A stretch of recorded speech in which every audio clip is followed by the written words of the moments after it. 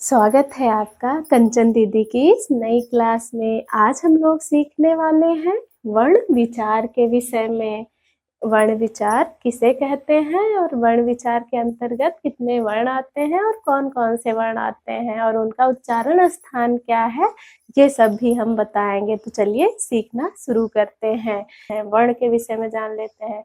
वर्ण वर्ण भाषा की सबसे छोटी इकाई होती है और उसे ही ध्वनि कहते हैं। ठीक, जैसे हम कोई भी चीज उच्चारित करते हैं तो एक ध्वनि के रूप में ना, देखिए जैसे कोई भी ध्वनि, जब बच्चा पैदा होता है तो वो सबसे पहले ध्वनि ही बोलता है, अक्षर नहीं बोलता, ध्वनि बोलता है सबसे पहले, यानी वर्ण बोलता है।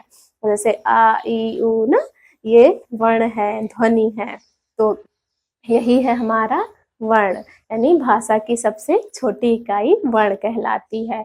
और वर्णों के व्यवस्थित समूह को ही वर्णमाला कहते हैं। तो चलिए वर्णमाला के विषय में जानते हैं। वर्णों के व्यवस्थित समूह को वर्णमाला कहते हैं। वर्णमाला को दो भागों में बांटा गया है। कितने भागों में? दो भागों में। कौन कौन से? पहला है स्वर, दूसरा है व्यंजन। ठीक, देखिए पहले हम स्वर के विषय में जान लेते हैं। स्वर स्वर हमारे हिंदी भाषा में हमारे स्वर 13 माने गए हैं। मतलब ये अंग और आहा को लेके 13 होंगे, लेकिन वैसे 11 होंगे। और ये दोनों अंग और आहा अयोग वाह होते हैं हमारे। इनको क्या बोलते हैं? अयोग वाह। अनुस्वार और अनुनासिक भी बोलते हैं। ठीक, चलिए स्वर के विषय में जान लेते हैं। अ आ ई उ री, ए ऐ ओ औ। ये हमारे 11 स्वर हो गए और इसमें दो जो है हमारे अनुस्वार और अनुनासिक, यानी इसको हम लोग अयोग वाह कहते हैं। क्या कहते हैं? अयोग वाह। इसको खूब अच्छे से आप लोग समझ लीजिए।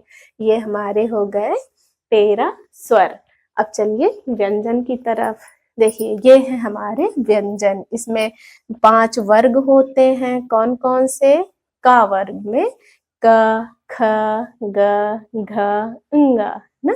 फिर दूसरा है चा वर्ग। चा वर्ग में च, छ, ज, झ, ञ। फिर तीसरा है टा वर्ग। टा वर्ग में ट, ठ, ड, ढ, ण।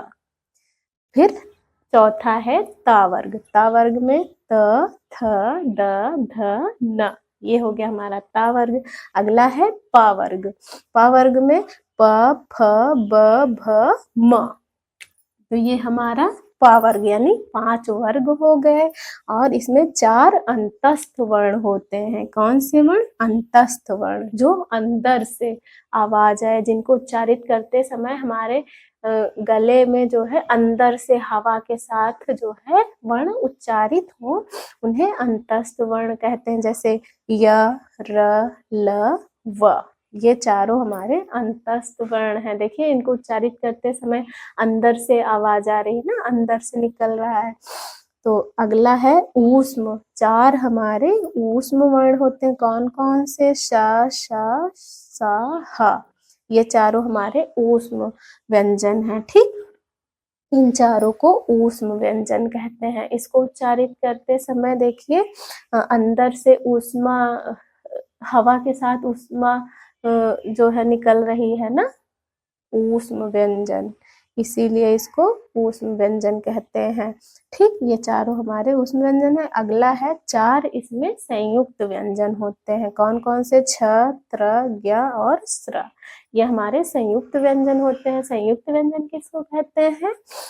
मतलब 2 या 2 से अधिक व्यंजनों को मिला के बनने वाले वर्ण हमारे संयुक्त व्यंजन होंगे। ठीक, तो ये चारों हमारे संयुक्त व्यंजन है। ठीक, छ, त्र, ज्ञ और स्र। इसको आप लोग खूब अच्छे से समझ लीजिए। 4 संयुक्त व्यंजन, 4 हमारे ऊष्म व्यंजन, 4 अंतस्थ व्यंजन और 5 वर्ग। ठीक, और ये 2 द्विगुण व्यंजन। इसको द्विगुण क्यों कहते हैं?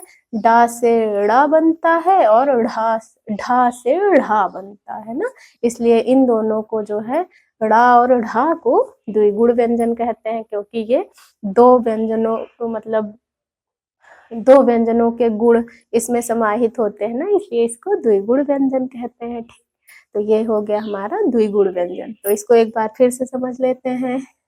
ये व्यंजन हमारे 5 वर्ग में है, का वर्ग, चा वर्ग, टा वर्ग, ता वर्ग और पा वर्ग। और 4 इसमें अंतस्थ वर्ण हैं। कौन कौन से? य, र, ल, व। 4 इसमें ऊष्म वर्ण है, स, श, श, ह। और 4 इसमें संयुक्त व्यंजन है। कौन कौन से? छ, त्र, ज्ञ और स्र। तो ये हमारा हो गया व्यंजन। 33 व्यंजन होते हैं हमारे। ठीक, अब चलिए अब इन वर्णों का जो है उच्चारण स्थान क्या होता है ये जान लेते हैं। का वर्ग का उच्चारण स्थान होता है कंठ। क्या होता है? कंठ यानी गला। चा वर्ग का उच्चारण स्थान होता है तालु, तालु। और टा वर्ग का उच्चारण स्थान होता है मूर्धा। ठीक, टा वर्ग मूर्धा से उच्चारित होता है। ठीक, और ता वर्ग हमारा है दंत, दंत से उच्चारित होता है ता वर्ग। पा वर्ग कहाँ से उच्चारित होता है? पा वर्ग होता है हमारा ओष्ठ से। ठीक, ओष्ठ से यानी ओठ से। तो इन सब वर्णों का उच्चारण स्थान देखिए, का वर्ग का उच्चारण क, ख, ग, घ, ङ, उच्चारण स्थान कंठ। ठीक, चा वर्ग का उच्चारण स्थान तालु, टा वर्ग का उच्चारण स्थान मूर्धा, ता वर्ग का उच्चारण स्थान दंत, पा वर्ग का उच्चारण स्थान है ओष्ठ यानी ओठ। देखिए पा, फा, बा, भा, ओठ हमारे जुड़ रहे हैं ना, तो ये हमारा ओष्ठ इसका उच्चारण स्थान है। तो इन 5 वर्गों का उच्चारण स्थान यही है। और इनको अंतस्थ वर्ण कहते हैं, इसको ऊष्म व्यंजन कहते हैं। और ये चारों हमारे संयुक्त व्यंजन हो गए और ड़ा और ढा द्विगुण व्यंजन हो गए।